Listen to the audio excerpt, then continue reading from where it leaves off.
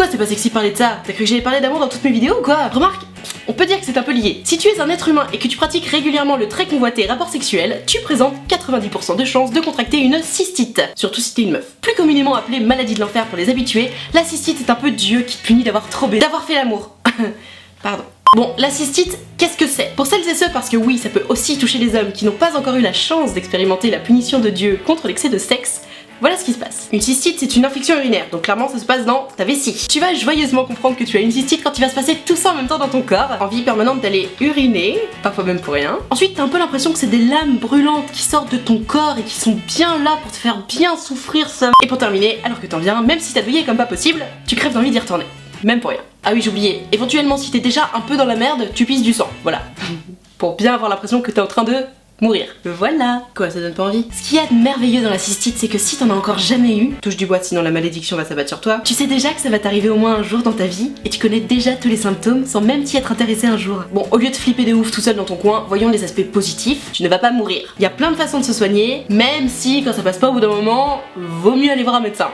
Toi-même tu sais. Par exemple, tu peux déjà commencer par boire du jus de citron, parce qu'apparemment le virus se développe pas en milieu acide, donc ça peut pas empirer. C'est déjà un bon point. Boire beaucoup d'eau aussi, genre beaucoup d'eau. Sauf que quand tu souffres le martyre à chaque fois que tu vas aux toilettes, crois-moi, t'as plus envie de faire le malin à boire des bouteilles d'eau entières. Mais là c'est clairement nécessaire, voire obligatoire. Il faut absolument boire. Bon, j'ai aussi vu qu'apparemment se faire masser les pieds pouvait aider. Personnellement je ne suis pas hyper convaincue, mais si t'as des vrais potes, c'est toujours ça de prix. Et puis, les massages ça endort, et ça en période de cystite, c'est priceless. Sauf qu'en réalité, voilà ce qui va se passer. Tu t'endors heureuse, tu te dis... En fait, ça va, hein, je pense que je vais m'endormir direct là. Ouais, c'est ce que je me disais aussi, ouais. Ce que t'as oublié, c'est que tu viens de t'envoyer 10 litres d'eau. Et que dans 2 heures, l'appel de la vessie qui va exploser va être tellement intense qu'évidemment, tu vas te réveiller.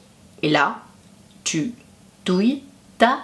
Donc tu renquilles bouteille d'eau sur bouteille d'eau, et c'est reparti. On est content ou pas? Et après ça, de manière tout à fait légitime, t'essaies de te rendormir. Sauf que là, c'est le drame. C'est impossible tellement t'as l'impression d'avoir besoin d'aller aux toilettes, mais puissance 1000 genre. Alors qu'en fait non, c'est pas vrai.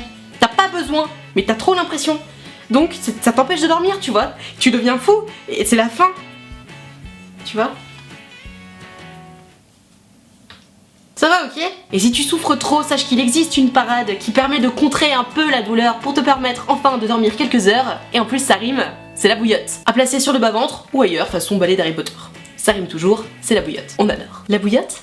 Libératrice de douleur depuis 1962. Bon, ça libère pas à 100%, mais ça permet de dormir. Et si t'as pas de bouillotte chez toi, tu prends une bouteille d'eau, tu mets de l'eau chaude dedans, ça fonctionne très bien. D'ailleurs, personne n'a de bouillotte chez soi en fait. J'ai vu aussi sur internet qui parle de canneberge, les cranberries là. Alors apparemment, boire du jus de canneberge ou le prendre en gélule, ce serait très bon contre la cystite. Sauf qu'évidemment, c'est pas le truc Ocean Spray plein de sucre, hein. C'est du vrai jus de canneberge qu'il faut. Ah oui, parce que j'allais oublier, quand t'as une cystite, il faut pas manger de sucre, pas de viande, pas de thé, pas de café, pas d'épices, pas de produits laitiers. Super, non? Merde, on va être obligé de bouffer des sushis.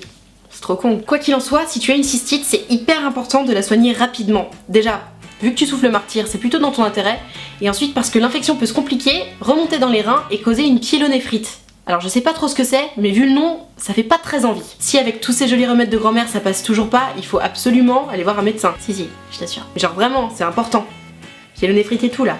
On rigole pas, d'accord? Et pour les prochaines fois, histoire que ça ne t'arrive pas de nouveau de sitôt, voilà ce que tu as plutôt intérêt à faire. Boire suffisamment d'eau tous les jours. Tu peux aller uriner après avoir fait l'amour de façon systématique. Et bien sûr, éviter de coucher avec un partenaire crado. Et éviter d'être crado soi-même d'ailleurs, hein. Ça va de pair. Allez, courage à tous celles et ceux qui sont en train de souffrir. Sachez que je compatis comme vous n'avez même pas idée. Et à vous tous, je vous dis que je vous aime et à bientôt.